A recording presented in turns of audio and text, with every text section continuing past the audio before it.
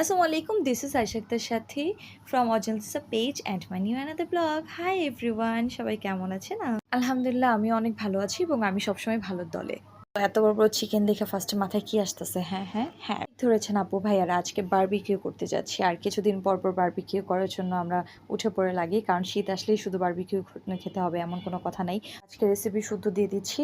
First of all আমরা এখানে 6 KG মুরগি নিছি, বড় সাইজের, দেখে বুঝতে পারতেছেন বড় বড় রান। ভালো কইরা ফ্রেশ করে ধুইয়া কাঁচা কাঁচা করে কাটছি, দেখতে পারতেছেন। তারপর আদা রসুনের পেস্ট দিবেন, মতো লবণ, যারা বেশি ঝাল খেতে পছন্দ করেন হ্যাঁ অনেকগুলা লাল মরিচের গুঁড়া দিবেন, হলুদ ফাঁকি, গরম মশলার গুঁড়া, ধনিয়া গুঁড়া, সামান্য চিনি, অল্প একটু টেস্টিং সল্ট দিয়ে দিচ্ছি টেস্টটা ভালো আসার লেখা। আর অবশ্যই কিন্তু বারবিকিউ মশলা লাগবে, যেহেতু আমি এখানে 6 কেজি মুরগি লইছি ওই অনুযায়ী আমার 2.5টার মতো বারবিকিউর মশলার প্যাকেট লাগছে। তারপর খানিকটা সয়া সস দিয়ে দিবেন, একটু পারলে ভিনেগারও দিয়ে দিবেন, আর হচ্ছে খাবারের সয়াবিন তেলটা দিয়ে দিবেন। কেউ মশলা দিলে অনেক কিছু হয়ে যায় সবাই মনে করে, কিন্তু না, আলাদা টেস্ট ভালো পাওয়ার লেগে ঘরে যে মশলা থাকে নর্মালি মশলাগুলো অ্যাড করে থাকি আমি, যেমন গরম মশলার গুঁড়া থেকে শুরু করে আদা রসুন বাটা, তারপর হচ্ছে লাল মরিচের গুঁড়া, হলুদের গুঁড়া, ধনিয়ার গুঁড়া, আর হচ্ছে 1 চামচ জিরা গুঁড়াও দিয়ে নেবেন। দিয়ে তারপর ভালো মতো হাত দিয়ে মাখায় নেবেন।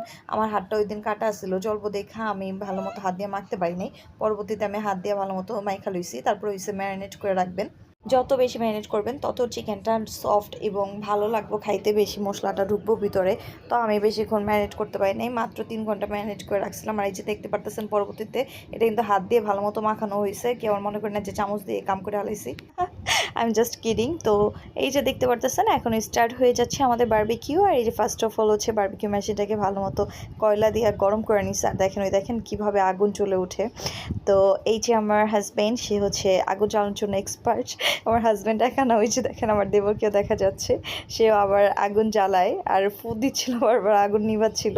তো আমার কাছে অনেক ইন্টারেস্টিং লাগছে। আমি আমার দুষ্টুমি করতেছিলাম, তোমরা তো আগুন জ্বালানোর জন্য ছেলে মানুষ এক ধাপ এগিয়ে। মানে মেয়েদের, আমরা বউদেরকে একটু খোঁচামেরা কথা বললেই কিন্তু শরীরে আগুন ধরে যায়। কোন কোন আপুরো এরকম আগুন ধরে যায় অবশ্যই কমেন্ট করতে ভুলবেন না। আর হ্যাঁ, ইতিমধ্যে বলে দিচ্ছি আমার নিউ চ্যানেলে এখন যারা সাবস্ক্রাইব করেন অবশ্যই সাবস্ক্রাইব করে দিবেন এবং লাইক কমেন্ট শেয়ার অবশ্যই করবেন।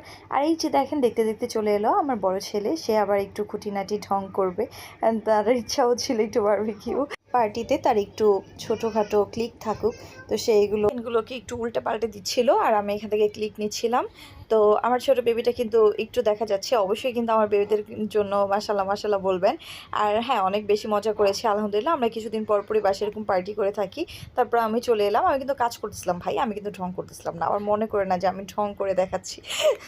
তো যাই হোক, দেখছেন মেয়েটা কত ভালো কাজ করতে করতে ঘেমে টেমে অবস্থা খারাপ হয়ে গেছে।